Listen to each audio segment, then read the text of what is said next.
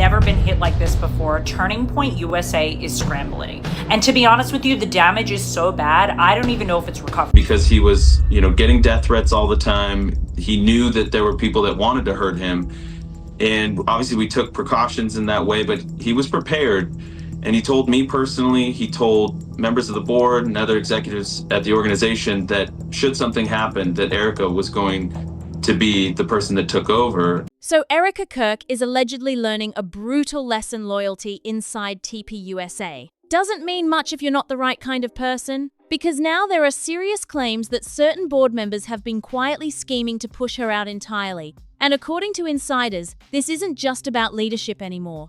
People are starting to believe this has exploded into a full-blown power struggle over who gets to control Charlie Kirk's legacy. What makes this whole situation look even messier is what's being whispered behind closed doors. Multiple people online are now saying some TPUSA insiders don't believe Erika should be the face of the organization at all. Allegedly, they want a male CEO running things instead, and that had everyone immediately saying, what did Erika expect was going to happen? Especially when her own husband made it publicly clear, more than once, that he doesn't believe women should be leading organizations. So now the real question is Erika being pushed out of something she helped build? Or was this always going to be the ending? And God forbid if something happens, they'll figure it out.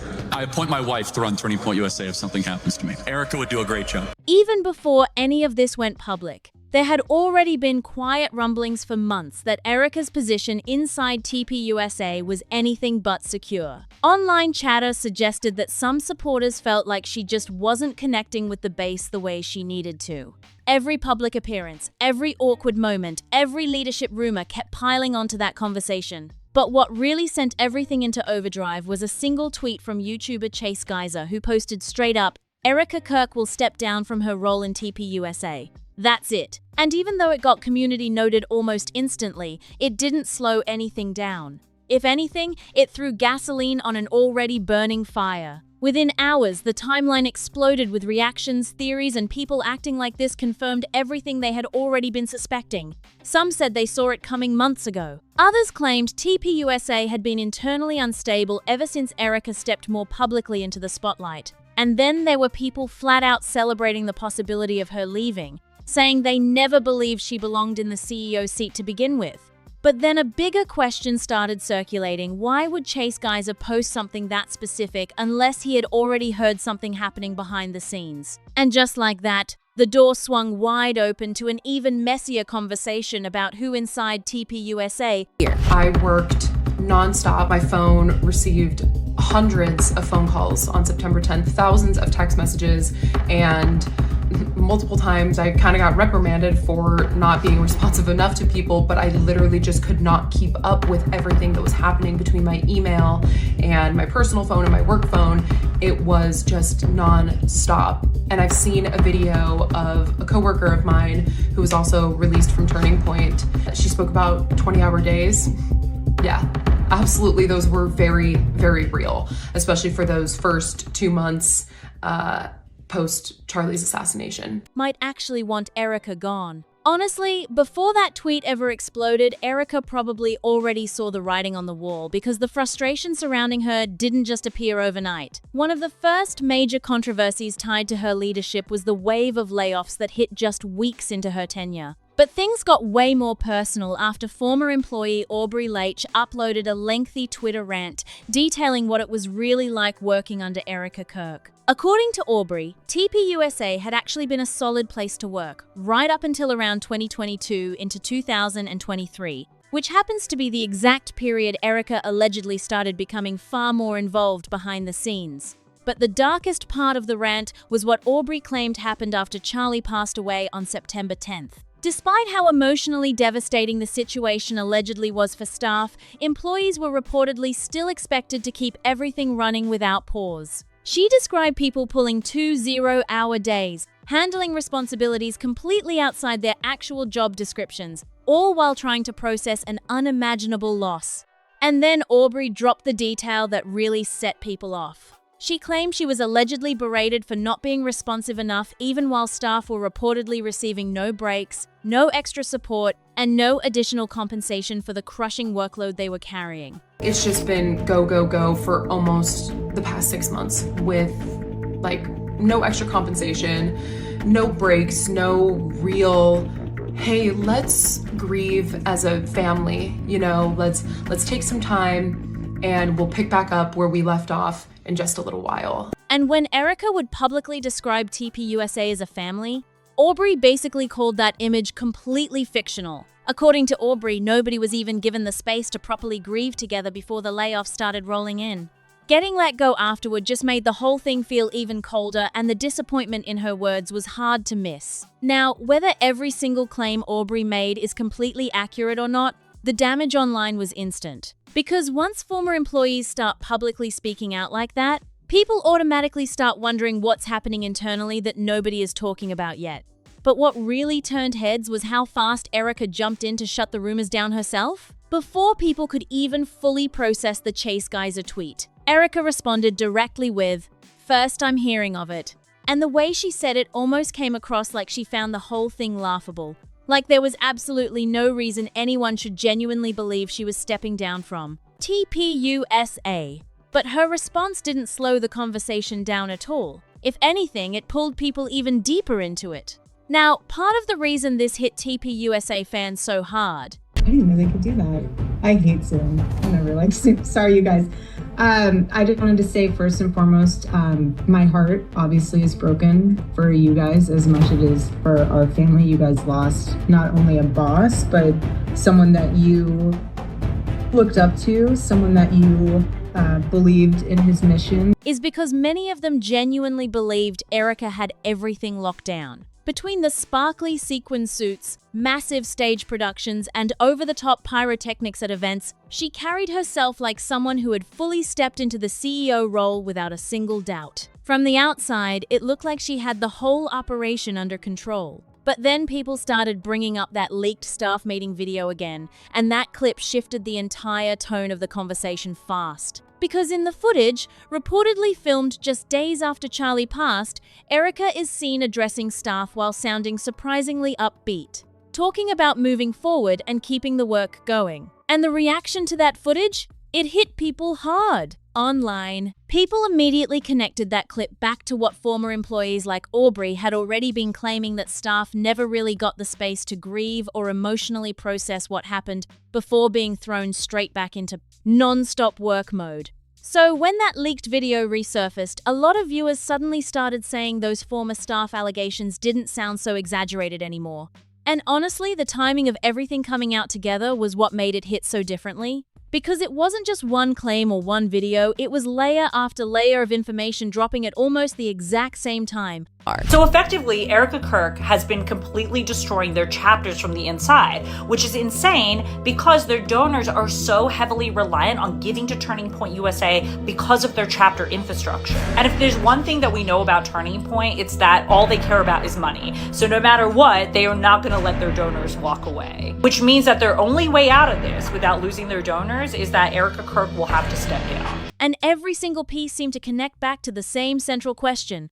What is actually going on inside USA right now? People who had never even paid close attention to the organization before were suddenly tuning in, reading threads, watching clips, and forming very strong opinions very fast. The former staff accounts were already circulating heavily online, and people were sharing them with their own commentary attached. Some were sympathetic toward Erika, arguing that running a major organization while publicly grieving the loss of your husband is an almost impossible situation for anyone to be in. Others were far less forgiving, pointing directly to the layoffs and the leaked meeting footage as proof that leadership priorities inside TPUSA were seriously misaligned from the very beginning of her tenure. And the debate between those two camps kept the entire conversation alive and loud for days.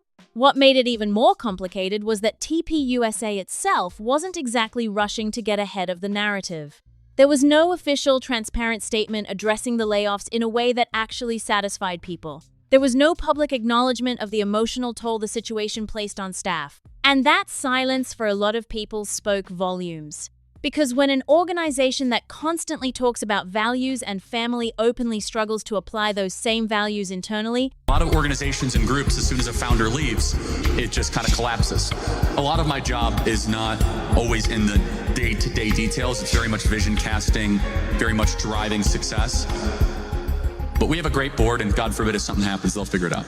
I appoint my wife to run Turning Point USA if something happens to me. people notice and they remember. And when rumors started circulating that even the board of directors might allegedly be discussing replacing her, fans were completely stunned. Because up until that point, many of them assumed Erika was untouchable inside TPUSA simply because of her deep personal connection to Charlie and the way she had so publicly positioned herself as the person responsible for carrying his legacy forward. She wasn't just the CEO in the eyes of supporters. She was the living continuation of everything Charlie had built. So the idea that the very board sitting inside that organization might be quietly working against her felt almost unthinkable to people who had been following TPUSA closely. But the cracks were becoming impossible to ignore. The online chatter wasn't slowing down. The former employee accounts weren't disappearing. And every new piece of information that surfaced seemed to add another layer of doubt onto what people thought they already knew about how TPUSA was actually being run. Supporters who had been defending Erika loudly started going quieter. Critics who had already been skeptical started getting louder. And somewhere in the middle, a huge portion of the audience was just watching everything unfold in real time, genuinely unsure of what to believe anymore. From how messy the reactions had become across every platform, it was becoming increasingly clear that Erika was bleeding support she once thought was completely locked in behind her. And that kind of erosion doesn't happen overnight. It builds slowly, quietly, until one day the ground just gives way completely. But the final twist that really launched this entire situation into a different kind of chaos? Just sort of a weird ending there, no? Answering the question, we have a great board, they'll figure everything out, and then I appoint my wife. So, great board, I appoint my wife to do if anything happens to me. It seems out of place. At the very least, we can determine that is clearly an edited audio. That's very clearly edited audio. It was what Erika did the moment she realized those threats to her CEO position might actually be serious. Because up until a certain point, her responses had been relatively brief and dismissive, like the whole conversation wasn't even worth engaging with at full volume. But something shifted. And when it did, the move she made was one that nobody was fully expecting. Right when the backlash, the layoff controversy, and the board replacement rumors all hit their boiling point at the same time, Erika suddenly released an audio recording. A recording of Charlie himself, speaking specifically about her ability to lead the organization if anything ever happened to him. According to Erika, this recording was the ultimate proof. It was supposed to settle the debate completely. Charlie's own voice, in his own words, expressing full trust in Erika's ability to carry TPUSA forward after his passing. In theory, it should have been the most powerful thing she could have dropped into that conversation, but instead of calming things down, the audio somehow made the entire situation even messier than it already was. Almost immediately, rather than accepting the recording as the definitive answer Erika intended it to be, people started firing off questions about why this recording was only surfacing now of all possible moments. The skepticism came fast, it came hard, and it came from directions Erika probably wasn't fully prepared for. And one of the loudest, most vocal people calling out the timing was Candace Owens, and she was not holding back. To Candace, the timing of the audio drop made absolutely no logical sense, and she made sure everyone understood exactly why she felt that way. Her core argument was straightforward and sharp. If Erika had been sitting on an emotional, personal recording of Charlie directly endorsing her leadership this entire time, why on earth didn't she release it immediately after he passed away? That was the moment when TPUSA's future felt most uncertain. That was the moment when supporters were most anxious. That was the moment when a recording like that would have provided the most comfort and the clearest direction. So why wait? Why hold on to something that powerful and only release it once rumors about losing the CEO position started dominating every conversation online? To Candace, that question didn't have a satisfying answer, and she made sure her audience understood that. Because the way she framed it, the timing of the audio release looked less like a confident leader setting the record straight, and more like a cornered executive reaching for the most dramatic card available in a moment of genuine desperation. And once that framing took hold in the conversation, it was almost impossible to shake. But Candace wasn't finished. She pushed the scrutiny even further by pointing out something that a huge portion of the online audience had already started whispering about on their own. The complete absence of any video footage of Charlie actually saying those words. Because in an era where almost everything gets filmed, where major conversations get recorded on multiple devices, where people document nearly every significant moment, the fact that this particular recording only existed as audio and not as video struck a lot of people as genuinely strange. And to Candace, that gap in the evidence wasn't something that could just be brushed aside casually. Without visual confirmation, without being able to actually see Charlie saying those words in that moment, people online were always going to question whether the recording was completely authentic, and that's exactly what happened almost instantly. The suspicion in Candace's voice was impossible to miss, and the clips of her breaking down the situation spread rapidly across social media. People who agreed with her were sharing her commentary everywhere. People who disagreed with her were engaging just as loudly. And even people who hadn't fully formed an opinion yet were watching and listening, because Candace had a way of framing the questions that made it genuinely difficult to just scroll past without stopping to think. And here's the thing that made Candace's involvement so significant: she wasn't just a random commentator weighing in from the outside. She had her own complicated, very public history with TPUSA and with Charlie Kirk specifically. So when she stepped into this particular conversation, she wasn't stepping in as a neutral observer. She was stepping in as someone with direct experience, direct opinions, and a very large and very engaged audience that trusted her read on conservative media drama. That combination made her commentary land with serious weight, and it added yet another layer of complexity to an already deeply complicated situation. Meanwhile, back on social media, the debate was splitting into multiple directions all at once. There were people who fully believed the audio was real and were standing firmly behind Erika, arguing that Candace's skepticism was motivated more by personal history than by any genuine concern about authenticity. There were people who sided completely with Candace's questions and were openly calling the audio release a strategic and calculated move designed to manufacture legitimacy at the most convenient possible moment. And then there were people asking an entirely different set of questions altogether, not about whether the audio was real, but about what it even meant for the future of TPUSA, regardless of its authenticity. Because even if every single word on that recording was completely genuine, even if Charlie absolutely said everything Erika claimed, he said the deeper problems that had been surfacing over the previous weeks didn't just disappear because of an audio clip. The layoffs still happened. The former employees still spoke out. The leaked staff meeting footage still existed and was still being watched and rewatched by thousands of people forming their own conclusions. The board replacement rumors were still circulating without any official denial strong enough to fully put them to rest. And the fundamental question about whether Erika had the internal support necessary to actually lead TPUSA effectively was still sitting right there in the middle of everything, completely unanswered. Whether the audio was entirely real or not, the damage from the way this entire situation unfolded was already baked in. Because instead of silencing the critics, instead of reassuring the skeptics, instead of giving supporters the clear and confident leadership moment they were hoping for, the audio release somehow ended up intensifying every single conversation it was meant to shut down. And that outcome, regardless of intent, told its own story about where things stood inside TPUSA at that particular moment in time. The most uncomfortable question that kept rising back to the surface through all of it was one that a growing number of people across very different parts of the internet were starting to ask out loud. Why does it seem like Erika is pouring more energy into protecting and defending her CEO title than she is into protecting and stabilizing the actual organization she claims to be leading and representing?